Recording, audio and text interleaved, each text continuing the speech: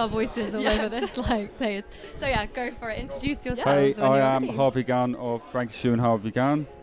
And I'm Frankie Stew, or Frankie Stew and Harvey Gunn. Thanks for having us here today, man. Thanks for coming on, honestly, guys. It was unreal performance. So much fun. We were all on the chairs standing at the back. I didn't want it to end. Yeah, when so you, I was guys, like, when you do were you like, want that's to it, I was like, Are you sure? You want to do another take? We would have done more, man. We didn't know how many we were doing or what. Next time, just be like, we're going to do 10. Yeah, Hope that's okay. And we'll And be it'll like, work. rolling. Yeah, Keep just rolling. never stop. Like, what can Thomas do? Yeah. Like, come and stop you. Unplug the decks. I mean, I think we've Strap had them to a people chair. doing that at shows before, like if you're at a festival or something and it's so strict, like Yeah. timing, I've people seen just this, put them yeah. out. Like, Yeah. Oh my God. Yeah. So we've seen you speak about how you started your music journey in your rooms when you were like 15. Talk us through those initial stages, like what you first wrote about, what you thought you'd get out initially, all of that stuff. How did it all come about?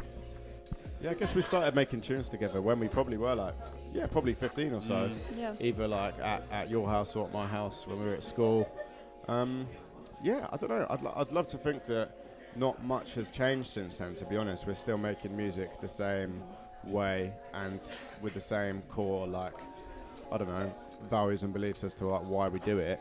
It's just on a bit of a different scale now, but I'd like to always try and keep that same elements that we had when we was teenagers, really, innit? Yeah, definitely. I think we, like, when you first start out, I didn't think you went into it with anything other than just wanting to fucking make music as friends, and then as the years go on, like, you get more invested in it and care more about it and think more about it, and it's been a long, I mean, what is that, 15, not to age myself, 15 years ago. Not to label it. Yeah. 15 years ago.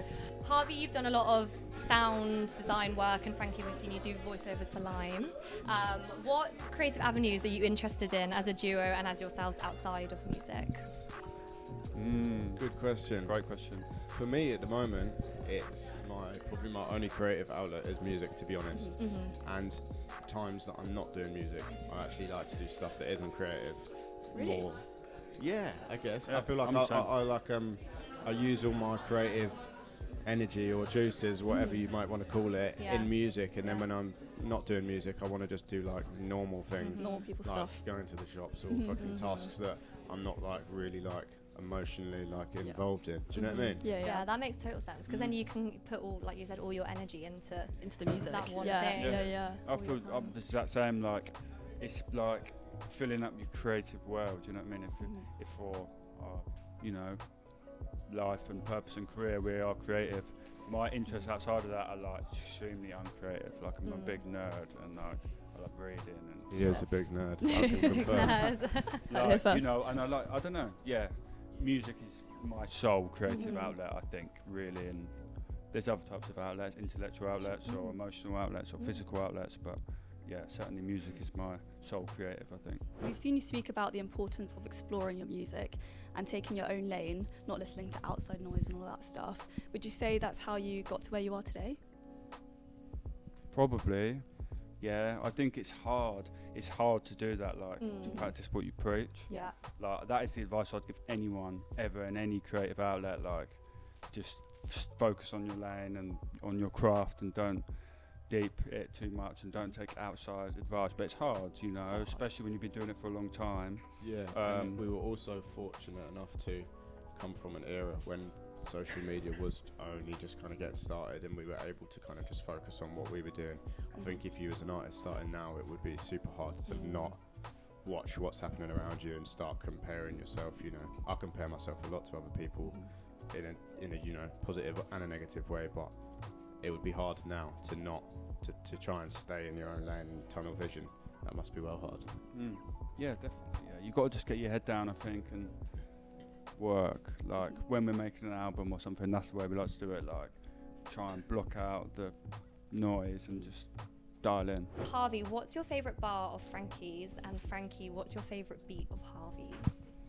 Oh, such a great question. Hard to narrow it down for a bar, but I'm trying to think, like, lyrically, favourite song. I think on every project we do, there will be something where I'm like, that's your best. I always say that to you. He'll send me a WhatsApp of like something that he's working on. I'm like, that's the best bars you've ever written. And then the next one I'll say it, and I think, we both get very excited with each other's creativity, which I think is a nice thing. Yeah, ultimately, definitely. you know, you could ask me today what my favourite bar is, and it'd be different from yesterday. Yeah. So yeah, they're all good for a diplomatic answer. Good answer. Yeah. Safe answer. Same for me, No really. pressure. They change depending on what mood I'm in. That's just like anything for me. Like what my favourite movie is, my favourite like piece of music. Just it changes depending on what mood I'm in. But if I had to pick one today on the spot, Humble Pie is a good beat. I like that beat. Thanks, mate. Audience agreed with that one Yes. as well. Everyone's like, yes. Okay, so we're going to move on to the game now that we like to play. Right. Yes. So the music general knowledge. So we've got Jude over here who's going to take score. This is going to be embarrassing. No, we believe you'll be great. You'll be my great. Spotify like wrapped music age was like 85, so I feel Oh like wow. Yeah. Maybe very, not then. like, I'm very out the loop. I love that. I love how they'd added that feature. Have they Yeah, added that just- before? I don't know. Have they done that before? I was aged about 35. I was like, Yeah. Oh, that's cool. I'll take Decent that. age. Yeah. Yeah, not too bad. Decent Yeah. age. Cool. So you've got a minute Okay. 30 on the clock. We're going to ask you a bunch of questions. Fred's going to ask you them. I'll say if they're correct or incorrect. And then at the end, Jude will tell us your scores. Cool. So that's all good. So 9 seconds on the clock. You guys ready to go? Yeah, let's do Okay. it. Try my Okay. best. 3, 2, 1, go. Who wrote the song Imagine? John Lennon, Correct. Which instrument traditionally leads Scottish folk music? bagpipe. Correct. Which Beach Boys song features at the end of the 2003 Christmas film Love Actually? God only knows. Correct. Which famous rapper? You got one. Which famous rapper has children with Rihanna? ASAP Rocky. Correct. Who recently covered Kim Cairns' 1981 hit Betty Davies' Eyes? Skip. I don't know that one. Okay. Jojo Siwa. Oh yeah, of course. Which singer is known for the album 21? Album called 21. Don't know. Pass. Taylor Swift. It's Adele, actually. Yeah. Who was the drummer for the Beatles? Ringo Starr. Nice. Correct. What is the long, hollow instrument used in Australian Aboriginal music? Didgeridoo. Correct. Nice. Straight on it. What was the name of the stick used by a conductor? Great. Great question. Is it a meter? No, it's a baton. I would never got that. I wouldn't have got that. Which 1975 band member did Charlie XCX recently marry? Heard someone whisper it. Someone's No idea. Not the lead geezer, is it? No, not the lead guy. Skip that. the lead Skip. piece. Oh, and the time is up. It was George Daniels. Yeah. Okay, so whilst Jude tallies up your scores, we're gonna ask the audience members if they want to ask you any questions. So, okay, let's go Nick first. You boys been making music for so long. I'm interested, like, from when you were first making music to now, when you look at like the studio session when you're sitting down and making tunes, how are they like stable things that just staying the same? And if so, what are they? And otherwise, like, what's changed? What's changed for you since you first started?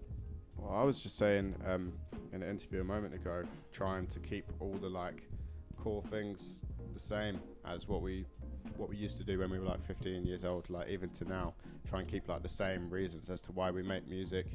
And similar, like nowadays, we've just moved into kind of like a really small studio again, where it's just me and Harv, not loads of crazy equipment, and it's like we've been in the maddest studios with the maddest people, and it's like it doesn't matter. Like, don't get gassed. Like, you just need 2 people, a laptop. You don't need all the crazy shit.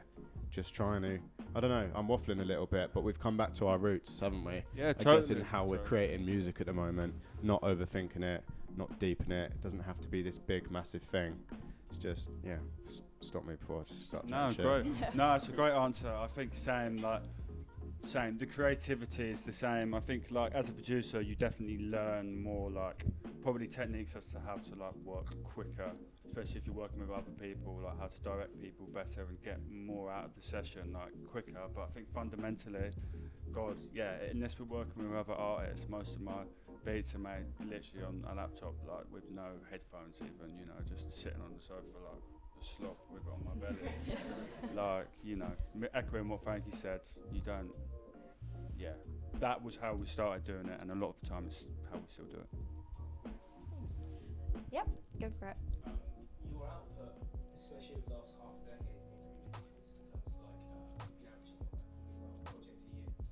But since breathing exercises, you've got families now, you've got kids, Frankie and Barbara. How do you manage to kind of maintain that consistency with all these kind of new things in your lives as well? Great question, man. I don't really know, to be fair. Difficult. Yeah. No, I think we love it. Like, we have to we always could want to get together and make music, won't we? Like, and you always make time for the things that you love, I think. This is it, yeah. It doesn't feel like a proper job because it's just like, oh, do I want to write bars to Harv's beats? Yeah, like standard. I will do in 10 years' time. I did 15 years ago.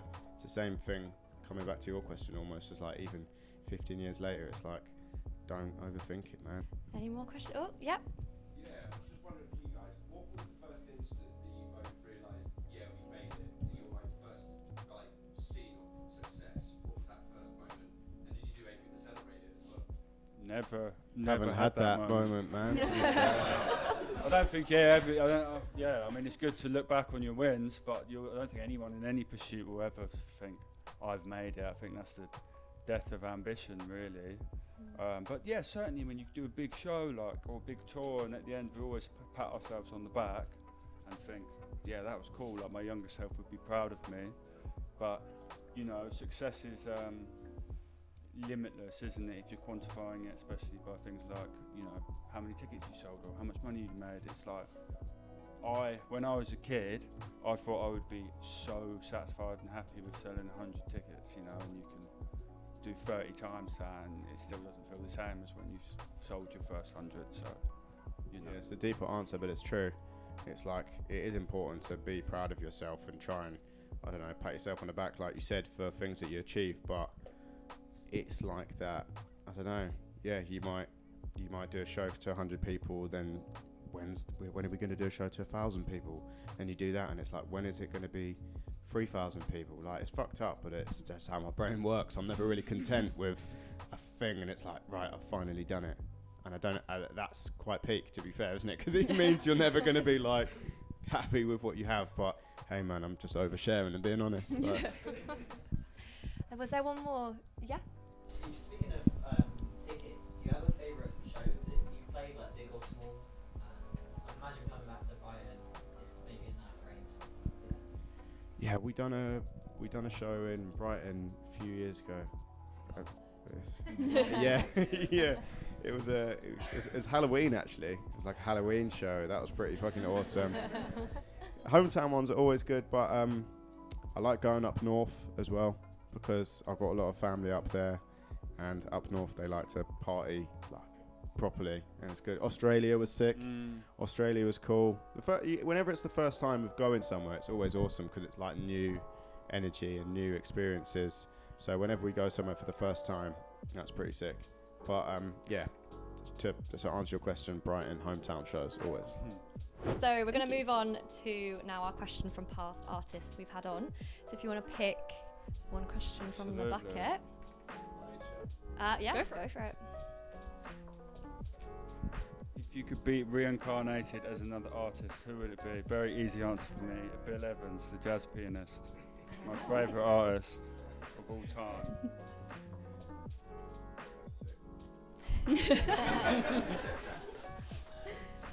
Mine's, what's the song you wish you had written? Hard question, that one. That's well hard. There could be so many in it. Yeah. Beach Boys. God only knows. The Beach Boys. Locked in. Lock that one in. Amazing answer. Actually, one of my favourite tunes, that, to be fair. It's a good song. And it came up. Yeah, it's sick. Perfect record. So Jude, do you have the results? So you answered 10 questions. Not bad. Ooh, there we go. Not bad. Not Teamwork. Yeah. Is there like a lead? Are we back There then? is. There so is. yeah, everyone. Yeah, actually, that's so Wow. true. Everyone. So at the moment, Yeah. the leaderboard's just everyone's name. So we're in the line. first. I technically. thought we were top competing against each other. leaderboard. I was going well quick in that. Oh. I might have got 7 if I chilled out a bit more.